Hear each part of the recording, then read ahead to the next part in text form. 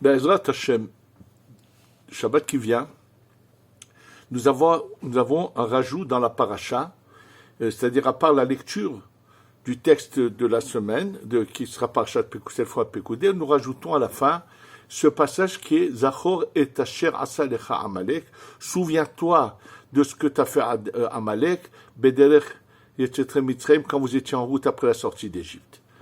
Ce passage, nous le récitons chaque année à cette période-là, bien qu'il se trouve réellement à la fin du livre de Devarim, parce que, étant donné que l'histoire de Purim est avec un descendant de Amalek, il s'agit de Haman, donc cette mitzvah qui est de se souvenir, c'est marqué Lotishkar, n'oublie pas de se souvenir de Amalek, et pas seulement de s'en souvenir, il faut les combattre, ainsi de suite. C'est pour ça cette lecture a été mise juste avant la fête de Purim, et c'est une obligation minatora d'écouter cette lecture. Ce qu'on devons essayer de comprendre, la Torah n'est pas en train de nous raconter de Hachem ne nous demande pas d'être ni des rancuniers, ni de se souvenir de ce qui se rappelait toute sa vie. Lui, il m'a fait ça. Qu'est-ce que ça va nous apporter? Il faut savoir que la Torah est une actualité, et ça veut dire c'est un enseignement de chaque jour. Qu'est-ce que je dois faire? Ça veut dire quoi? Qu'est-ce que ça va m'apporter dans ma vie de tous les jours? Étant donné surtout qu'aujourd'hui, on ne pourrait même pas définir qui sont dans le monde les descendants de Amalek pour dire qu'on va aller les combattre, comment on pourrait les combattre. Bref, il y aurait beaucoup de questions à se poser. Donc, qu'est-ce qu'il s'agit de faire, de s'en souvenir, à quoi, pour quelles raisons, qu'est-ce que ça va nous apporter? Sachez une chose, il faut savoir que dans la vie, toute la vie, on a deux chemins devant soi. Oui, toute la vie, tout au moment de la vie, on est confronté à deux options et on doit savoir choisir la bonne. C'est marqué Ubaharta Bahaim. Tu vas choisir la vie. Ça veut dire que devant toi, tu auras toujours deux chemins, celui de la vie et celui de la mort, et tu dois choisir celui de la vie. Oui, alors ça veut dire quoi choisir le chemin de la vie? Ça veut dire que savoir faire le bon choix, qui est le choix de la Torah. Il faut savoir qu'en nous, bien sûr, nous avons une étincelle divine qu'on appelle la Neshama, mais on a également, malheureusement, en nous également, une klipa, un mal, la source du mal qui est en nous, qui est le mauvais penchant, c'est-à-dire on a deux tendances qui sont à l'intérieur de nous. C'est ce qu'on appelle le Yetzeratov, le bon penchant, Yetzera, le mauvais penchant. Maintenant, comment doit-on faire ce choix? Comment ça se passe? Il faut savoir qu'il y a en nous ce qu'on appelle ces trois cerveaux, qu'on appelle Chochma, Bina et Da'at. En fait, la Chochma, c'est de savoir regarder à loin et de voir les conséquences des choses, d'avoir une bonne analyse. La Bina, c'est la mise en pratique des choses, mais le Da'at, c'est la mise en application. Ça veut dire que finalement, le Da'at, c'est celui qui va agir dans la pratique. Et c'est pour ça que s'il n'y a pas de Da'at, on ne sait pas distinguer entre deux choses. Nous le savons où nous le voyons le samedi soir dans le rajout que nous avons le samedi soir après la sortie du Shabbat, de ce petit rajout qui s'appelle Atachonantanu de Avaskel. Atachonantanu Medate Avaskel. Tu nous as donné en nous ce savoir, qu'est-ce qui va se faire. Et où c'est que se trouve ce passage? Il se trouve au début, Baru Atachonen Adam Da'at. C'est là-bas que nous le marquons. La Gemara explique pourquoi ce rajout qui concerne à se rappeler la différence qu'il y a entre le Shabbat et les autres jours, entre le peuple d'Israël et les autres peuples, c'est-à-dire distinguer les choses, savoir faire une distinction, ne pas mélanger les choses, savoir choisir, voir ce qui est la lumière, ce qui est les ténèbres. Et la Gemara dit, s'il n'y a pas de Da'at, Avdallah Minayin, celui qui n'a pas de Da'at, c'est-à-dire qui ne sait pas utiliser son Da'at, il ne sera jamais capable de comprendre, de séparer entre la lumière et l'obscurité. Maintenant, il faut savoir que dans la Torah, celui qui est le représentant, le da'at est une sphira dans les 10 sphères, et celui qui est représenté par le bon da'at dans la Torah, c'est Moshe Rabbeinu, Asher Yedao Adonai Panim El Fanim. Nous le voyons dans la paracha de Zot Abracha, la terre paracha, c'est marqué Asher Yedao, c'est-à-dire qu'Hachem lui a communiqué ce da'at. Face à face, ça veut dire que lui a le da'at qui vient en direct de là-haut. Mais il faut savoir que chaque chose, il y a ce qui est bon, ce qui est la parcelle divine qui est en nous, mais à son encontre, il y a, pour qu'il y ait un libre arbitre, il y a ce qu'on appelle son opposé. Ça veut dire de la même manière que nous avons 10 sphères, 10 sphirotes dans la Kedusha, dans la sainteté, nous avons également 10 sphirotes dans la Toum'a, dans l'impureté, dans le mal, dans tout ce qui est mauvais. Qui représente le mauvais da'at de l'autre côté? C'est Amalek. Amalek, on l'appelle da'at des klippa, la da'at de la klippa. Et malheureusement, Amalek provoque chez les gens, Amalek a la valeur numérique du mot safek, le doute. Le doute, ça veut dire qu'il ne laisse pas les gens faire le bon choix et il peut les tromper dans leurs calculs, dans leur analyse, et ils peuvent faire des erreurs. Et je vais vous le prouver tout de suite, il y a plusieurs raisons à cela qui représentent Amalek. Entre autres, déjà dans ce texte lui-même, il y a, lorsqu'il est marqué dans ce texte, qu'est-ce qui t'a fait Amalek quand tu es sorti? C'est marqué Asher Karecha. Ce mot vient à plusieurs racines, et là, Rashi nous montre ce que les Chazal, nos sages, nous enseignent, que ce mot fait allusion à 3 choses qui caractérisent Amalek. Oui, 3 choses qui sont l'essence de Amalek. C'est que d'abord, il essaie de t'écarter de ton lien avec Hachem, de ton lien avec, de savoir que nous ne faisons rien, tout vient d'Hachem. Il veut te faire croire que tout est un hasard. Oui. Le shon mikre hazeman. Le mot kalcha ici voudrait dire que c'est par hasard, et que ça veut dire que tu peux donc finalement, c'est toi le maître des choses, toi qui décides de ce que tu veux. Et ça me rappelle qu'une fois, quand j'ai eu affaire à des gens qui m'ont demandé conseil par rapport à leurs investissements, c'était une famille avec plusieurs membres, et malheureusement, parmi un de ces membres de cette famille qui a fait perdre des sommes faramineuses à cette famille, en investissant d'une manière qui n'était pas bonne, il a causé des pertes faramineuses, et c'est pour ça qu'à un moment donné, on m'a demandé de parler, et celui qui finalement qu'agissait pas avec la bonne manière d'agir, qu'est-ce qu'il a trouvé comme phrase à me dire? Mais Rav Cohen, on n'est pas manchot. Ça veut dire qu'il était persuadé que lui, s'il est bosseur, il est travailleur, et qu'il pense qu'il est intelligent, qu'il va réussir dans tout ce qu'il fait.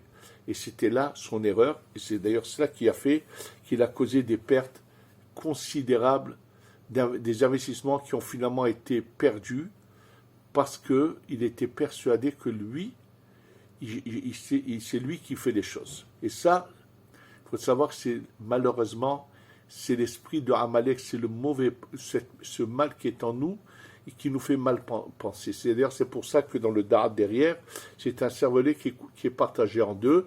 Il y a 2 tendances pour bien dire que justement, il faut savoir se rattacher au Da'at de Moshe Rabbeinu, qui est l'attachement total avec Hachem, où on sait que c'est lui qui gère tout, où toutes nos décisions vont être imprégnées de ce que la Torah veut de nous. C'est pour ça que lorsqu'on demande à un Rav, c'est pour qu'il nous dise finalement comment la Torah nous demande de gérer les situations dans lesquelles nous sommes. D'ailleurs, on va voir tout de suite que le bon choix, c'est pour la vie entière, que dès le départ de la vie, savoir comment s'orienter, quoi faire et tout. Souvent, les gens font un mauvais choix, ou également dans le choix de son partenaire, de son couple. Les gens font des fois des mauvais choix qui leur coûtera très cher toute la vie entière. Donc, c'est ce que la Torah nous dit, de se souvenir, ça veut dire fais attention de ne pas te laisser tomber dans le piège de Amalek qui est en toi. C'est un des explications sur laquelle on va revenir, puisque je voudrais aborder avec vous aujourd'hui ce sujet qui a été une grande polémique en Israël. Est-ce qu'il y a des gens qui ont le droit de s'asseoir qu'à étudier la Torah et de ne pas aller donc avoir un métier et gagner leur vie? Et est-ce qu'ils ont le droit de ne pas s'enrôler dans l'armée en Israël de Tzahal? Et on va voir, tout ça va être expliqué à travers les textes de la Gemara. Et autre chose, c'est que Hachem veut pas qu'on soit des esclaves parce qu'on a peur du bâton, on le sert, mais c'est sans cœur. Hachem ne veut pas de ça. Hachem veut qu'on le serve avec la chaleur, avec de l'amour, avec tout notre cœur. Et ça, le mot karcha veut dire te refroidit. Il te refroidit dans le service d'Hachem. Et ça, c'est pas du tout ce que Hachem attend de nous. Banim atem l'Adonai Elohechem. Vous êtes les enfants d'Hachem. Ça veut dire qu'il faut qu'il y ait un lien d'amour avec Akadosh Baruch Hu et faire les choses avec amour, avec volonté, désir. Vraiment, il faut que ça soit fait dans une sorte de chaleur d'amour. Troisième point que nous montre Rashi, il faut le savoir que Hachem, quand il nous a créés, vous achetez aujourd'hui un appareil très complexe qui a beaucoup de fonctions. Vous êtes obligé d'avoir le fascicule qui va vous expliquer comment faut-il utiliser cet appareil, sinon on risque de l'abîmer. Il en est de même avec cette parcelle divine qui est en nous. Il faut savoir comment l'utiliser.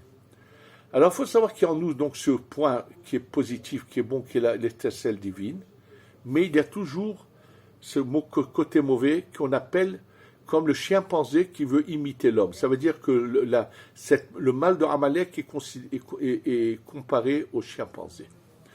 Et à quoi je fais allusion? Tout simplement, il faut savoir que le mot da'at, donc je vous ai dit da'at de Moshe, le da'at de la Klippa, le da'at est également la force qui unit. Oui, puisque lorsqu'on nous parle au début de la Torah de l'accouplement de Adam avec Chava, c'est marqué Vayeda Adam et Chava Ishto. Le mot Yeda Da'at est utilisé pour dire que le mot Da'at est une union. Alors il faut savoir qu'il y a les bonnes unions et les mauvaises. Les bonnes unions, c'est ce qui est inné en nous, dans notre âme. Ce que Hachem a mis en chacun de nous, il faut savoir qu'un homme a besoin que sa neshama qui est masculine, nous savons dans la Kabbalah de quelle lumière du monde de la Tzilut elle descend qui est masculine, et quand elle descend, elle cherche à retrouver cette union qu'elle avait dans les mondes supérieurs et de retrouver la parcelle qui vient d'une union féminine des mondes supérieurs, où là-bas, le masculin et le féminin sont unis, et finalement, ils descendent dans un monde de séparation, et qui, à un moment précis de la vie, ils arrivent finalement à s'unir. C'est des âmes, ce qu'on appelle l'âme sœur.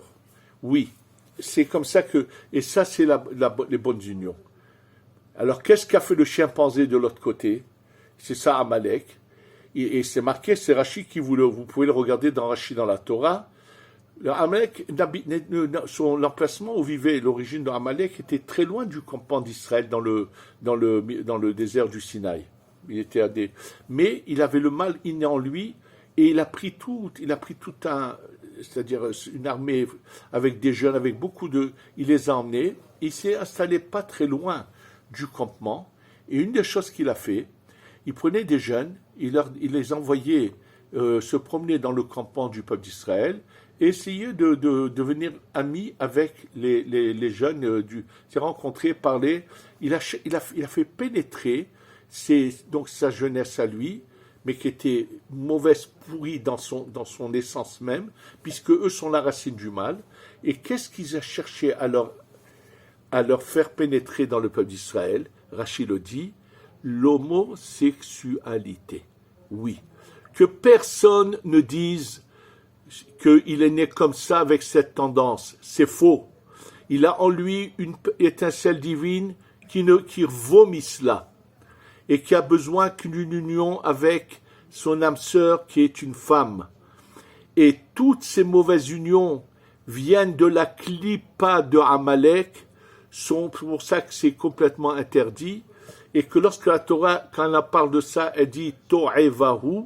Ce mot To'eva explique le Harizal, qu'en fait, celui qui fait ça, celui qui fait cette union qui est mauvaise, étant donné que dans ce corps, il y a quand même une parcelle divine qui est rattachée au monde de la Hatzilut, il va faire que, étant donné que dans ce côté masculin, il n'y a pas cette sphira féminine qu'on appelle le Yesod, ce genre de vagin qui représente une lumière là-haut, et on va faire descendre dans les mondes supérieurs, oui, une lumière qui vient d'un côté supérieur féminin, on va le faire descendre dans des... ça va faire un mélange et abîmer, entacher des sphirotes, des sphères.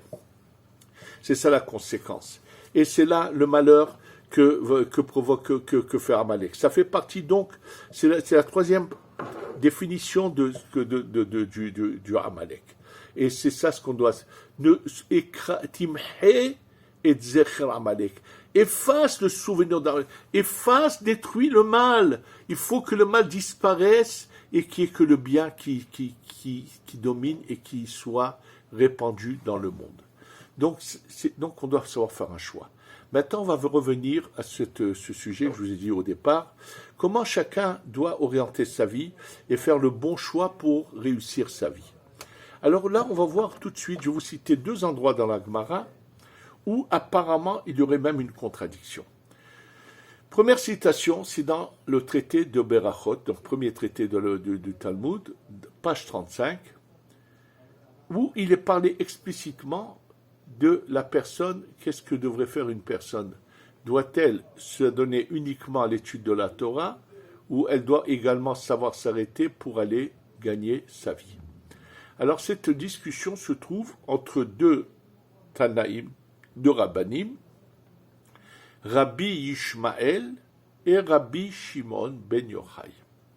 Alors Rabbi Yishmael se sert d'un texte qui est que nous récitons régulièrement, qui est le 2e passage du Kriyat Shema. Dans le Shema, le 2e passage, Ve'haya im shamua tishme'u el mitzvota asher anochi metzav etrem, qui dit Ve'haya im shamua, et si tu écouteras, vous allez écouter avec mes commandements que je vous ordonne, et c'est marqué Ve'latati, je vous donnerai la pluie, je vous donnerai dans vos champs, c'est marqué avec Vasafta deganecha, et tu iras ramasser dans les champs, tu iras ramasser ton blé, tes vignes et tes olives pour faire de l'huile d'olive. Et là, Rabbi Ishmael s'est posé une question. Qu'on nous dise que je vais te donner, Hachem peut donner, mais pourquoi Hachem a-t-il besoin de marquer les mots « tu vas aller les ramasser » Hachem a donné. Celui qui veut profiter de la bénédiction d'Hachem, il apprend. Celui qui ne veut pas, il aura perdu. Donc, pourquoi ces termes dans ce passage-là de Ve'asafta, tu iras ramasser. Mais c'est à l'homme à choisir s'il veut reprendre la bracha ou pas. Et là, nous dit Rabbi Ishmael que pourquoi ça a été écrit de cette forme-là? Parce que, étant donné que c'est marqué Vigadeta Yomam Valayla, tu devrais étudier la Torah jour et nuit. Donc, celui qui est dans l'étude constamment, il a un champ qui est plein de blé, et il aura un dilemme devant lui. Quoi, je peux fermer mon livre pour aller récolter ma récolte ou pas? Et la Torah vient lui dire, bien sûr, au moment des récoltes, tu fermes ton livre et tu vas récolter ce qu'il y a dans les champs. Donc Rabbi Ishmael dit que il faut, c'est évident que nous devons nous adonner à l'étude de la Torah dès qu'on a des moments de libre et ne pas être devant un écran à voir tout ce qu'on a envie. Non, il faut qu'on a un moment de libre, on se donne à l'étude de la Torah. Et quand il faut aller s'occuper aller à tout ce qu'on a à faire, s'occuper de ramasser dans les champs, de travailler, quel que soit le travail qu'il y a, on s'arrête pour emmener la parnassa. Ça, c'est l'opinion de Rabbi Ishmael. Et là vient Rabbi Shimon ben Yochai, en désaccord avec lui. Il dit quoi? Celui qui passe son temps, il va devoir aller d'abord labourer son champ, ensuite semer le blé, ensuite il va être constamment occupé. Comment il pourra devenir un érudit en Torah? Et donc Rabbi Shimon ben Yochai dit non, tu étudies la Torah jour et nuit et ton travail sera fait par d'autres personnes. Attendez, là, donc on a ici apparemment ces 2 opinions. Et la Gemara de continuer et de dire, beaucoup ont fait comme Rabbi Ishmael et ont réussi, et comme Rabbi Shimon ben Yochai, il n'y a qu'une minorité qui a réussi, ça ne convient pas à la quasi-majorité. Ça veut dire qu'une minorité qui a pu réussir à faire comme Rabbi Shimon ben Yochai. Donc apparemment, de cette Gemara, il en ressort d'une manière évidente que tout le monde devrait apparemment se soucier d'avoir également, à part son étude, à part d'être Kolelman, d'avoir apparemment également un métier pour pouvoir assumer sa famille.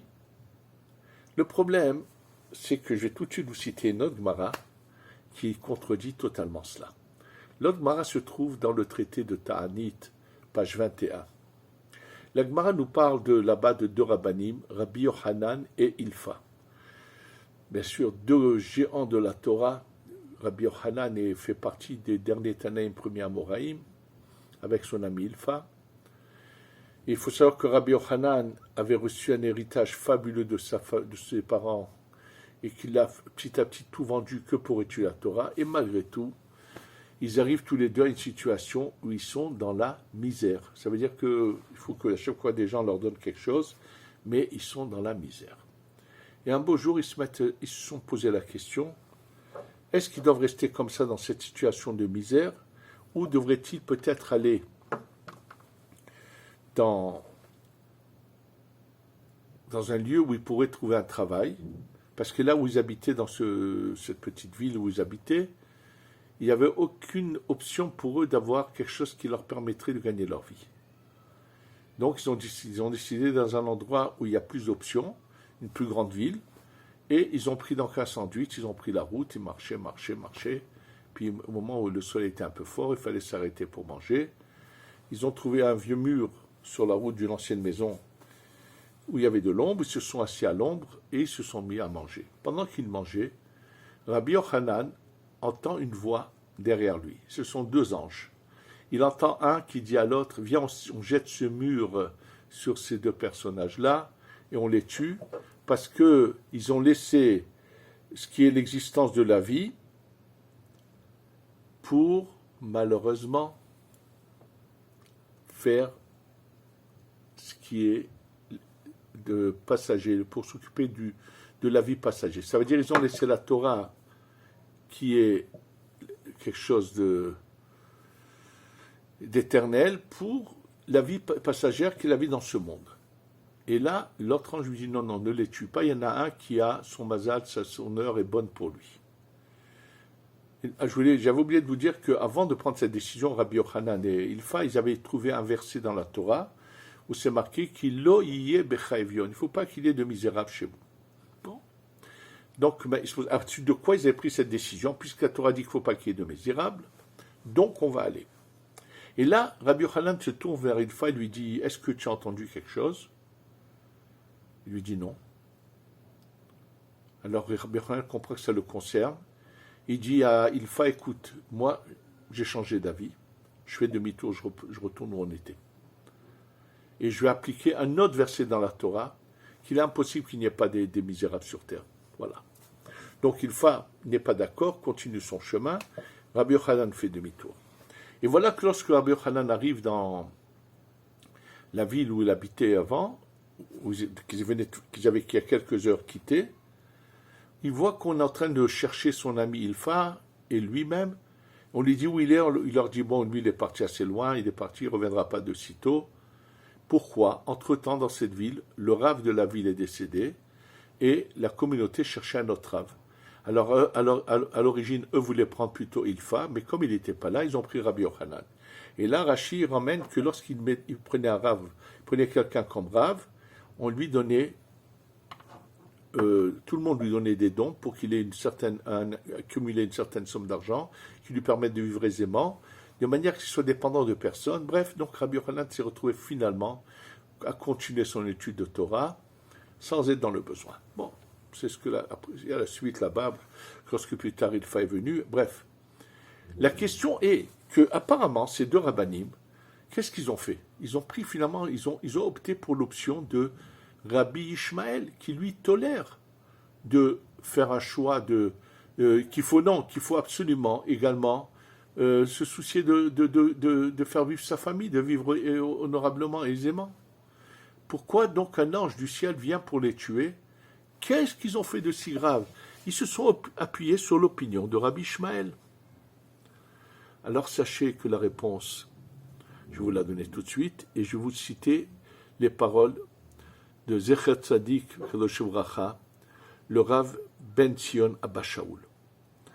Il y a environ 45 ans, le Shabbat, je me dépêchais d'aller écouter son cours. Il fallait arriver assez tôt pour avoir une place où on peut l'entendre, puis c'était Shabbat, il n'y avait pas d'haut-parleur, pour pouvoir suivre son cours. Et dans un de ses cours, il a abordé le sujet. Et il a dit les mots suivants. Qui est celui qui a le droit de recevoir de l'argent d'un kollel? Or, le kollel, c'est de l'argent qui est collecté auprès du peuple d'Israël et n'être que dans l'étude de la Torah. Il a dit qu'il n'y a que deux catégories de personnes. Ou ceux qui, en étudiant, ils vont pouvoir ensuite devenir ou des enseignants ou des rabbinim de communauté. Ça veut dire qu'ils ont l'étoffe, ils sont faits pour devenir des grands en Torah, et donc ils vont servir par la suite la communauté, ou celui qui, s'il n'est pas dans les 4 murs du kollel, il risque de mal tourner. Ça veut dire que grand nombre aujourd'hui de gens qui sont dans les kollelim devraient se poser une question. Et je vais vous dire quelque chose de semblable que j'ai entendu d'un rav qui étudiait avec moi, qui était aux États-Unis auparavant, qui m'a raconté qu'un jour, dans la chassidoute de Satmer aux États-Unis, celui qui était les dirigé, qui était le Rabbi Yoel, malheureusement, dans son problème vis-à-vis de l'État d'Israël et du sionisme, il avait des idées complètement, bon, je ne vais pas en parler, ce n'est pas le moment, sur lesquelles nous sommes en désaccord total. Il avait été, malheureusement, depuis son enfance, avait été mal informé, mal orienté, mais en dehors de cela, c'était un personnage qui était très équilibré et qui représentait vraiment l'idée de la Torah dans le reste. Et un jour, un de ses chassidim est venu lui annoncer « Je me marie dans bientôt ». Alors il lui a dit « Qu'est-ce que tu fais après le mariage ?» Il lui a dit « Je vais aller au kollel ». Et le rabbi lui a dit « Mais pourquoi tu as l'intention de devenir enseignant de Torah ou bien de devenir dayan ou de devenir rav ?» Il a dit « Non, non ». Il lui a dit « Ah bon? Alors, mais tu sais que tu as l'obligation de nourrir ta famille.